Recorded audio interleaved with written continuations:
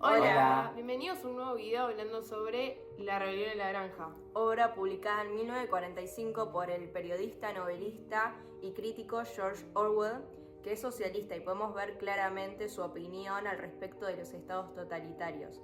La historia está ambientada en la granja Manor, donde podríamos decir que hay personajes opresores, oprimidos y algunos que son externos. Por ejemplo, yo diría que el granjero Jones es un opresor porque es maltratador y lo veo un poco parecido a la nobleza que había en Rusia que es donde el escritor, digamos, que busca inspirarse.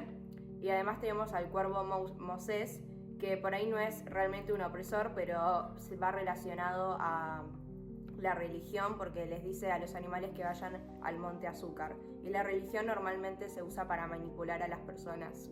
También podríamos decir que el cerdo Major es como un orador que vendría siendo parecido a Karl Marx, el sociólogo.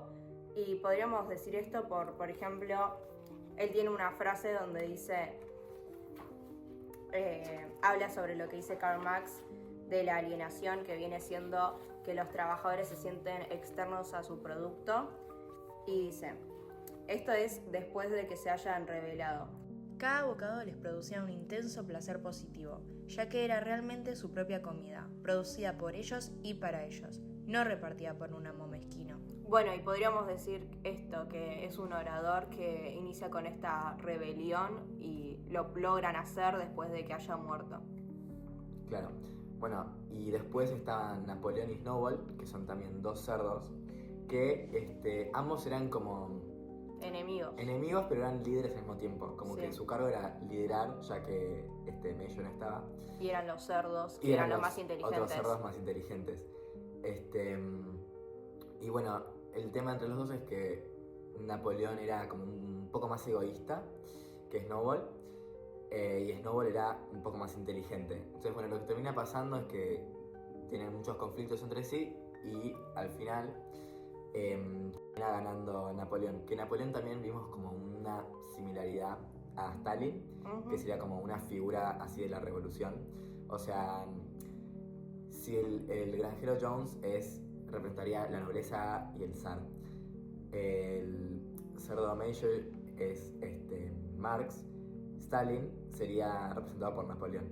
Y luego Napoleón, al tomar el poder, tiene como ciertos animales que trabajaban para él, importantes, que serían Squealer, que era el que producía propaganda engañosa, como se suele ver en este género, y los perros, que serían los que representan al ejército, y lo vemos claramente en Rusia porque siempre están, cuando hay una huelga, son los que atacan a los inocentes, aunque sea pacífica la huelga. Un ejemplo es la Semana Sangrienta. Claro, los que están a cargo de imponer el gobierno autoritario.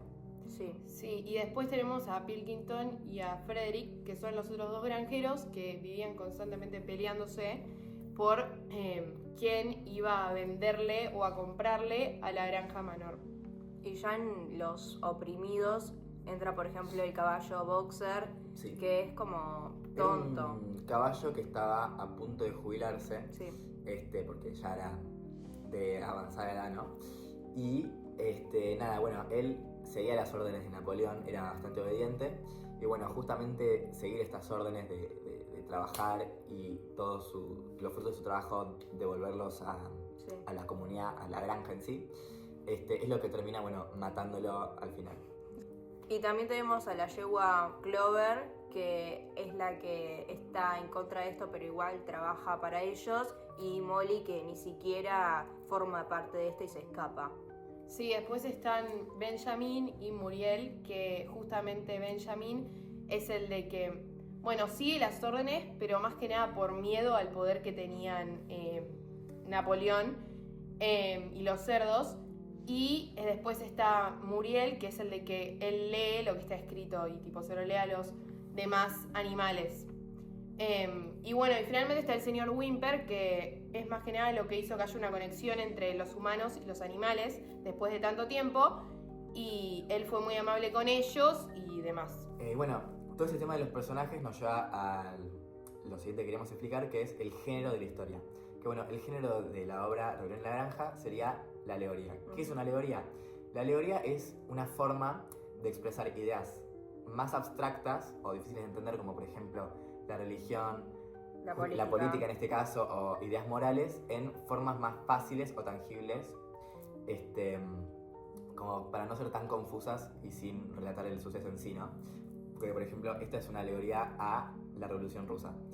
Entonces, bueno, por ejemplo, lo vemos reflejado en personajes. Es decir, algunos personajes vienen a representar figuras políticas. Como, bueno, como hemos mencionado anteriormente, que el zar, Stalin, Marx, el zar, la nobleza, bueno, justamente eso. Y nada, es una manera de representar esas ideas de una forma que no es tan directa. También tiene eso la alegoría, que tiene como dos capas que son distintas, que es primero lo que uno lee, que es como una historia más simple, y luego si uno se adentra más y sabe el contexto, como por ejemplo la Revolución Rusa en este caso, vas entendiendo un poco más de qué va la historia y qué es lo que quería transmitir el autor. Justamente esta historia es una alegoría, ya que los opresores, o sea, los cerdos, crean una serie de reglas o mandamientos. Estas son: todo lo que camina sobre 2 patas es un enemigo, todo lo que camina sobre 4 patas o tiene alas es un amigo, ningún animal llevará ropa, ningún animal dormirá en una cama, ningún animal beberá alcohol, ningún animal matará a otro animal, todos los animales son iguales. Justamente estas reglas se terminan cambiando o modificando con el paso del tiempo, ya que los cerdos, los que tenían la mayor cantidad de poder en la granja, las modifican para su bien en vez de beneficiando a toda la granja. Un ejemplo de esto es el molino. Esta idea de Snowball, que luego se la roba a Napoleón cuando él se va, es más que nada para que todo lo que es la comida avance mucho más rápido y no tengan que esperar tanto para recibir la comida. O sea, esto generaría más alimento en la granja. Y lo que hacen los cerdos es explotar a los animales a que trabajen más y coman menos, para ellos tener más comida. También otro ejemplo es con el tema de lo de las camas. En la regla que yo ya leí que decía ningún animal dormirá en una cama, la modifican cambiándola para ningún animal dormirá en una cama con sábanas, ya que los cerdos empezaron a utilizarlas para su bien. Claro, es medio como que las reglas se van desdibujando y como los animales no tenían las capacidades, o la mayoría no tenían la capacidad de leer, eran solo un par, y de esos pares tampoco eran los más inteligentes. Claro. Justamente por eso los cerdos podían cambiar las reglas y después hacerse lo que no pasó nada, y como que siempre había sido así, que el resto había entendido o leído mal. También podríamos decir que es una alegoría porque, por ejemplo, la bandera comunista se ve referenciada y creada por Snowball, que dice: la bandera era verde, explicó Snowball, para representar los verdes campos de Inglaterra, mientras que las pezuñas y el cuerno significan la futura república de los animales, que surgiría cuando finalmente derrotaran a la raza humana. Podríamos decir que la pezuña y el cuerno son el martillo y la azada, que representan a los trabajadores como Boxer y los campesinos, los que trabajan en la parte rural. Claro, nos presenta una imagen así como familiar para ir como relacionándolo con lo que fue el conflicto real. La diferencia igual que vemos es que el libro se llama Rebelión en la Granja y no Revolución en la Granja, como es la Revolución Rusa, porque siempre vuelven a donde empezaron. Claro. Primero criticaban este estado totalitario que sería, por ejemplo, el granjero Jones, y al final los cerdos se transforman en lo que juraron destruir. Es una rebelión, es como un círculo. Claro, no se lo puede considerar una revolución, ya que no se generó ningún cambio para hacia el futuro. Claro. Sí, y es más, al final de la historia se encuentra, no sé, Napoleón, ponele, con una pipa en la boca, o con los cerdos usando la ropa de Jones, que ellos tanto criticaron. Entonces se ve que es como todo muy contradictorio a lo que ellos proponían en un principio. La regla. Sí. Además que todas las razones por las que se generó la Revolución Rusa son muy parecidas a las que encontramos en la historia.